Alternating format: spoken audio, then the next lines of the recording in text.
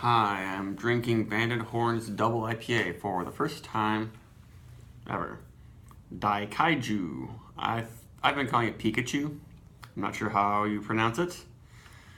And this one is 8.7% alcohol. It was canned March 20th, which was exactly 16 days ago. And this one, like their other regular IPA, I guess a year ago or a year and a half ago or something, they changed the recipe like a lot of breweries have been doing, and they made it paler, used some more new wave hops. This says it has barley malt dextrose, just sugar added. It's the often thing added to newer wave IPAs, and it has Summit, Mosaic, Chinook, and Citra hops. And I'm thinking it'll be pretty good. It has pretty good ratings. Some people think it's really good. Some people are like, it's all right. But it's time for me to weigh in. Summit hops aren't seen too often in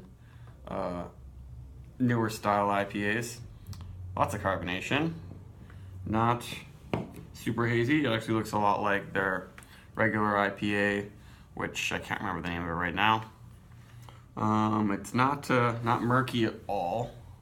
Just a fine haze. You can see my finger through it pretty well. This has been sitting in my fridge for a while, so maybe I can get a little yeast from the bottom. Let's see if that does anything. Not really, but definitely unfiltered for sure.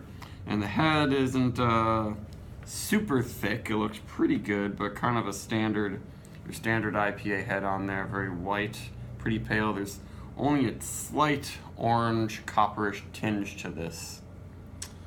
I gotta figure out how I used to have a good angle with my lighting to get beers to glow more. And that's a nice aroma, a nice mixture of tropical and handyish, taffy sort of aromas, and just a hint of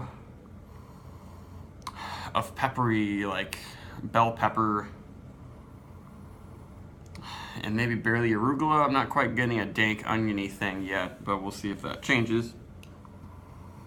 And I don't notice any booze. It's very fruity-ish candy. It's got pineapple, peach, Citra Mosaic. That's what's really coming out mostly in this. I'm not noticing anything special coming from Summit and Chinook. Not piney. A lot of like almost bubblegum, sweet smells, even though it's not bubblegum like you might get from a yeast strain.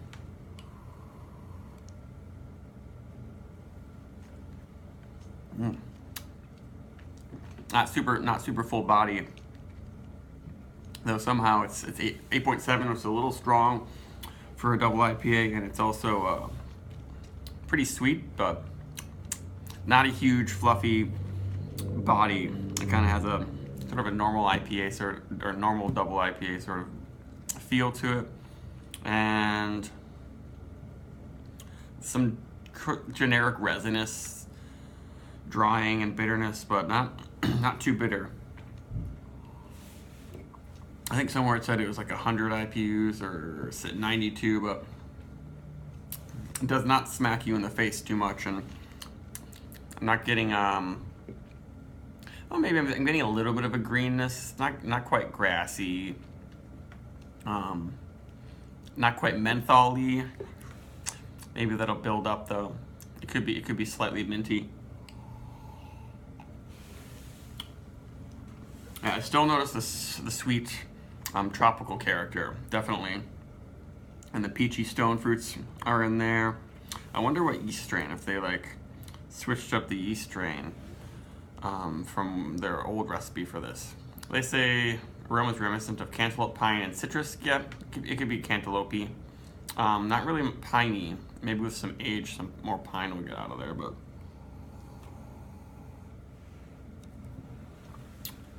it's pretty good. It's definitely a serviceable New England double IPA, but not nearly as hazy as most of them.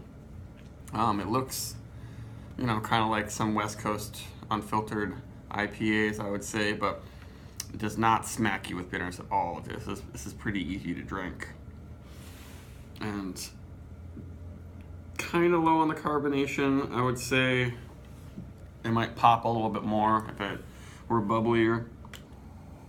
But there's some IPAs up here that are way too carbonated. I think that some brewers are trying to make the aromas just really burst out of the glass by overcarbonating it, and then that makes a lot of head and it makes it look kind of pretty. But a lot of those beers I find actually fall short in some ways or have some problem with them. And this manages to get a good amount of fruity aroma without super high carbonation. And there's just a teeny bit of a toastiness to it. I guess they don't use any specialty malts. It's only barley malt, so it's not really caramely.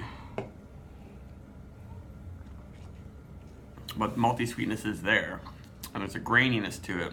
A very simple crackery. I'm still getting lots of fruity taffy things, slight melon, slight hard candy, Jolly Ranchers flavors happening too. But it's not a syrupy sweet, like really juicy beer, I would say. It's not quite like a canned peaches or tropical fruits or pineapple and syrups sort of thing either, though it has similar flavors. But there aren't any specific flaws with it. The yeast there aren't any weird yeast flavors.